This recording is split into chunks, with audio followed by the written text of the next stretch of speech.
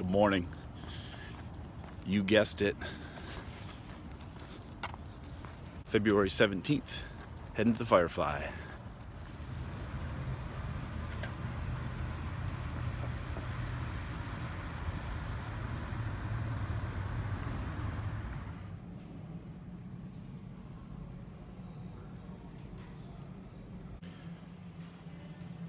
Well, it's Friday. It's the 5th week of the Love This Book project.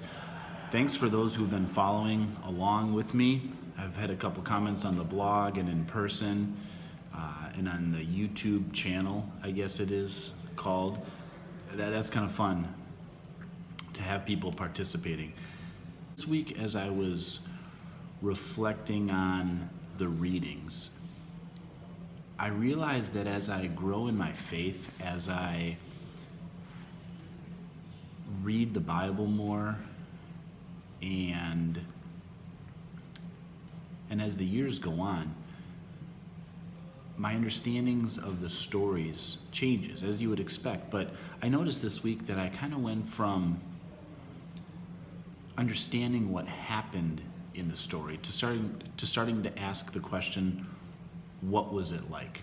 Last week I talked about how Abraham had to strap his son to the altar, and I always knew that happened, but I started to think about what would that be like to physically strap my son and be prepared to sacrifice him. That was one of my questions from last week. And this week the question is about Joseph and his brothers selling him into slavery. And I always knew that story happened. I knew the facts of how it went down. But what would it actually be like to make that transaction of actually selling your brother into slavery, taking the money and saying goodbye? Were they face to face? Were they eye to eye? Those are some of the questions I start to ask as I grow to love this book and have more experience with the Bible and my Christian faith. I move from what happened to what was it like. So that was one of my reflections from this week. I've mentioned how I'm reading Mere Christianity in our men's book study every Wednesday morning. And one of the lines this week from one of the chapters said, men more often need to be reminded of things rather than instructed. And I've mentioned this, I think, on the vlog in the last couple weeks. And this week is no different. As I was going through my read, reflect, and respond, I realized that Psalm 105 is about remembering what God has done. And even just this morning, I was in my devotional and I thought, what do I remember from my faith journey? I remember sitting at Blackhawk Church at Whitney Way. I was in the center aisle, and I remember Chris opening the Bible, reading a passage, and after the first sentence, he said, "Stop. Now, what is this passage talking about?" And for the first time that I can remember, a pastor explained some more of the context in a way that many of you know Chris does. We take it for granted now, but for a lot of us who grew up in other churches, that was just never done. I remember the Bible being explained for the first time. I remember growing in my faith and all of a sudden looking around while I was in college and realizing some of the friends that I used to have were gone, and new friends, new Christian brothers and sisters, people that were a little bit more like me, people that I really enjoyed being around. All of a sudden I was surrounded by wonderful Christian brothers and sisters. I remember those moments in college. I remember building college ministry with Matt Metzger, being asked to be a part of the leadership team.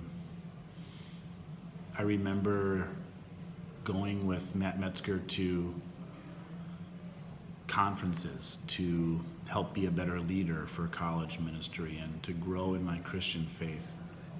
Going to conferences, reading books, listening to podcasts, growing in my faith through all these mediums, something that had always been inside of me, yet I never could identify, or I never had a source of learning, source of inspiration, a source, a medium, a vehicle to grow in my faith. These are just some of the things that I remember about my Christian faith, and there's many more. Those are just some that I wrote down, but I think we're doing a disservice to ourselves, and we're not really listening to the Word if we don't sit and actually do the exercise that the Bible is telling us, which is reflect on what God has done. He's done a lot of things. There's a lot of stories in the Bible, and the Israelites go back and they remember what God has done. And in Madison 2017, we need to stop for significant moments of our mornings, our evenings, and think about what God has done. We need to write it down. That's the beauty of this journal, is to write down the things that God has done. And that's one of the things that I really learned this week. I don't know where you are right now with watching this vlog, but I hope you can take at least 5 minutes and a scrap piece of paper, maybe a notebook, maybe a journal, and ask yourself, what has God done? Where has He brought me? What has He taught me? Who's in my life? What events have been noteworthy? What relationships has God put in my life? Because it's very easy to cruise through life and not sit back and remember. Thanks for watching this week. We'll see you next week.